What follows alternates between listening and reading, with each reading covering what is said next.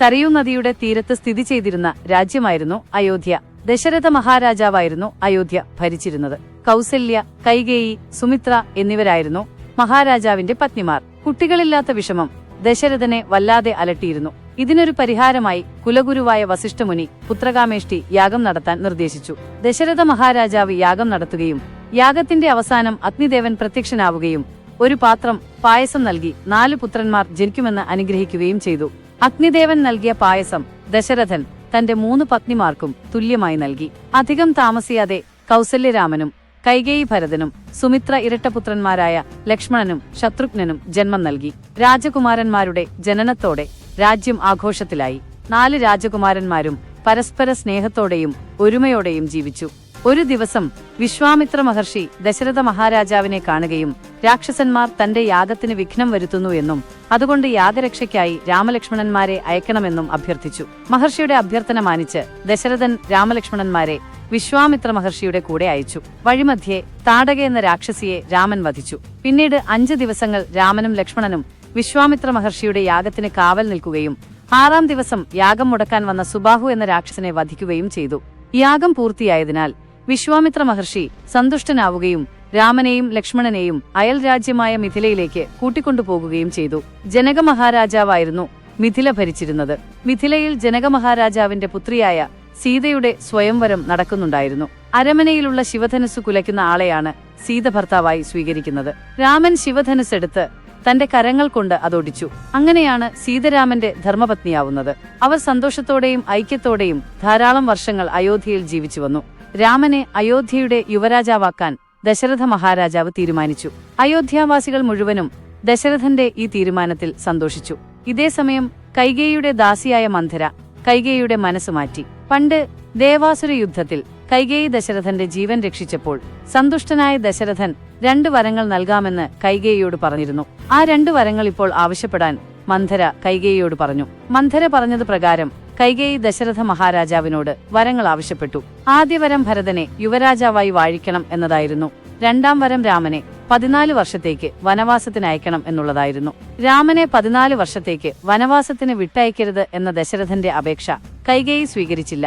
അച്ഛന്റെ വാക്ക് പാലിക്കുന്നതിനായി രാമൻ ദണ്ഡകാരുണ്യത്തിലേക്ക് പുറപ്പെട്ടു. സീതയും ലക്ഷ്മണനും രാമനെ അനുഗമിച്ചു.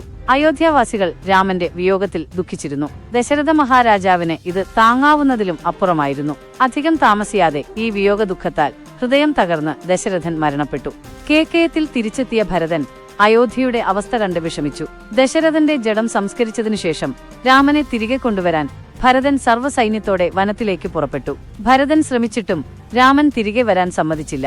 14 വർഷത്തെ വനവാസത്തിനു ശേഷം രാമൻ തിരികെ അയോധ്യയിൽ വന്ന് രാജാവായിക്കൊള്ളാമെന്ന് ഭരതന് വാക്കുകൊടുത്തു. ഒടുവിൽ ഭരതൻ രാമന്റെ പാദുകങ്ങൾ ആവശ്യപ്പെടുകയും രാമൻ തിരികെ വരുന്നതുവരെ ആ പാദുകങ്ങൾ സിംഹാസനത്തിൽ വെച്ച് രാമന്റെ പ്രതിപുരുഷനായി രാജ്യം ഭരിക്കുമെന്നും പറഞ്ഞ് അയോധ്യയിൽ തിരിച്ചെത്തി. അഗസ്ത്യമുനിയുടെ നിർദ്ദേശപ്രകാരം രാമനും ലക്ഷ്മണനും സീതയും ഗോദാവരി നദിയുടെ തീരത്തുള്ള പഞ്ചവടി എന്ന സ്ഥലത്ത് പർണശാല കെട്ടി സുഖമായി ജീവിച്ചു വരികയായിരുന്നു. അങ്ങനെയിരിക്കെ പഞ്ചവടിയിലെത്തിയ രാവണന്റെ സഹോദരിയായ ശൂർപ്പണഖ രാമനെ കണ്ടുമോഹിക്കുകയും വിവാഹാഭ്യർത്ഥന നടത്തുകയും ചെയ്തു. താൻ ഏകപത്നീവ്രതനാണെന്ന് പറഞ്ഞ് രാമൻ അവളെ ലക്ഷ്മണന്റെ സമീപം അയച്ചു. എന്നാൽ ലക്ഷ്മണനും അത് നിരസിച്ചു. അപ്പോൾ കോപിഷ്ഠയായ ശൂർപ്പണഖ സീതയെ ആക്രമിച്ചു. ഇത് കണ്ട ലക്ഷ്മണൻ ശൂർപ്പണഖയെ അപമാനിതയാക്കി തിരിച്ചയച്ചു. ശൂർപ്പണഖ നേരെ തന്റെ സഹോദരനായ രാവണന്റെ അടുത്തെത്തുകയും ഈ അപമാനത്തിന് പകരം ചോദിക്കണമെന്ന് ആവശ്യപ്പെടുകയും ചെയ്തു. കോപിഷ്ഠനായ രാവണൻ തന്റെ അമ്മാവനായ മാരീചനെ സമീപിച്ചു.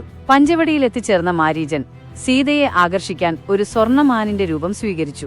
മാനിനെ കണ്ട സീത അത് സ്വന്തമാക്കാൻ ആഗ്രഹിച്ചു. സീതയുടെ ആഗ്രഹം സാധിച്ചു കൊടുക്കാൻ രാമൻ മാനിനെ പിന്തുടർന്നു. ഒടുവിൽ മാൻ ഒരു രാക്ഷസനാണെന്ന് തിരിച്ചറിഞ്ഞ രാമൻ അതിനു നേർക്ക് അസ്ത്രം അയക്കുകയും ചെയ്തു. താൻ മരിക്കാൻ പോകുകയാണെന്ന് മനസ്സിലാക്കിയ മാരീചൻ രാമന്റെ ശബ്ദത്തിൽ രക്ഷിക്കണേ എന്ന് ഉറക്കെ കരഞ്ഞു. അതുകേട്ട് ഭയപ്പെട്ട സീത രാമനെ സഹായിക്കാൻ ഉടനെ തന്നെ പുറപ്പെടണമെന്ന് ലക്ഷ്മണനോട് ആവശ്യപ്പെട്ടു.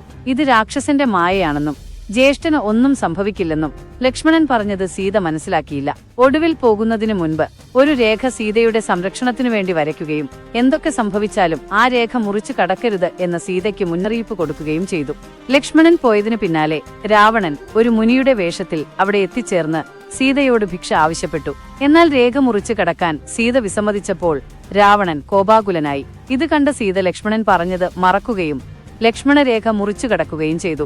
ഉടൻ തന്നെ രാവണൻ സീതയെ ബലപ്രയോഗിച്ച് പുഷ്പക വിമാനത്തിൽ കയറ്റി ലങ്കയിലേക്ക് യാത്രയായി. സീതയുടെ നിലവിളി കേട്ട് ജടായു അവിടെ എത്തിച്ചേരുകയും രാവണനോട് പൊരുതുകയും ചെയ്തു. എന്നാൽ ചന്ദ്രഹാസം ഉപയോഗിച്ചുകൊണ്ട് രാവണൻ ജടായുവിന്റെ ചിറകരിയുകയും ജടായു നിലംപതിക്കുകയും ചെയ്തു.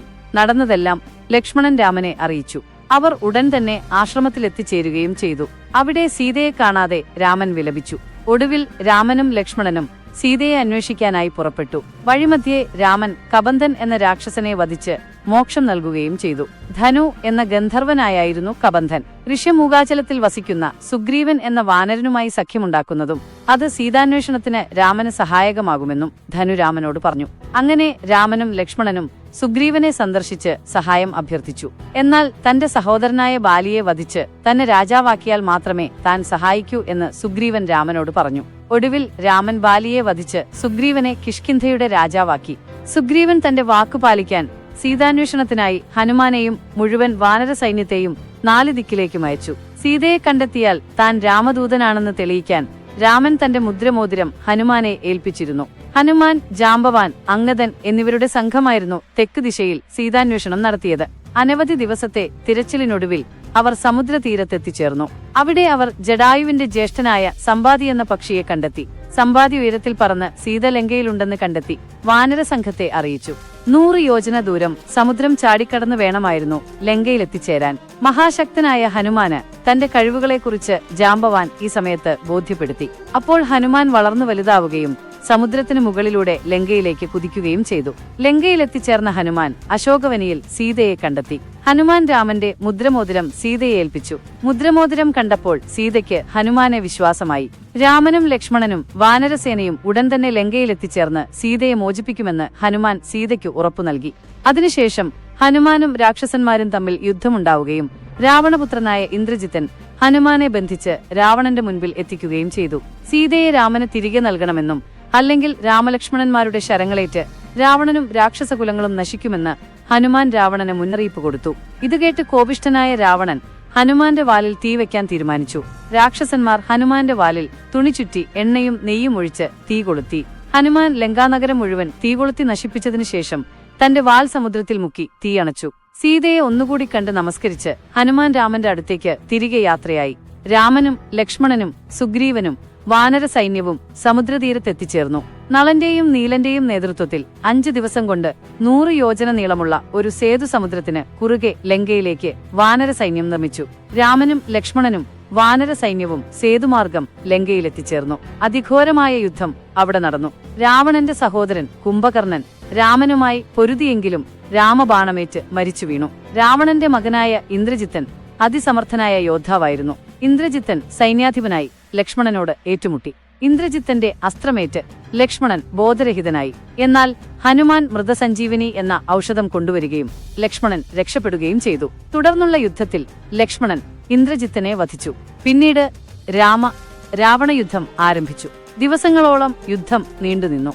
ഒടുവിൽ രാമൻ രാവണനെ വധിക്കുകയും സീതാദേവിയെ മോചിപ്പിക്കുകയും ചെയ്തു. 14 വർഷത്തെ വനവാസം അപ്പോൾ പൂർത്തിയായിരുന്നു. വിഭീഷണനെ ലങ്കയുടെ രാജാവായി വാഴിച്ചതിനു ശേഷം രാമനും ലക്ഷ്മണനും സീതയും അയോധ്യയിലേക്ക് തിരികെ പുറപ്പെട്ടു. അയോധ്യാവാസികൾ അവർക്ക് വൻ വരവേൽപ്പ് തന്നെ നൽകി.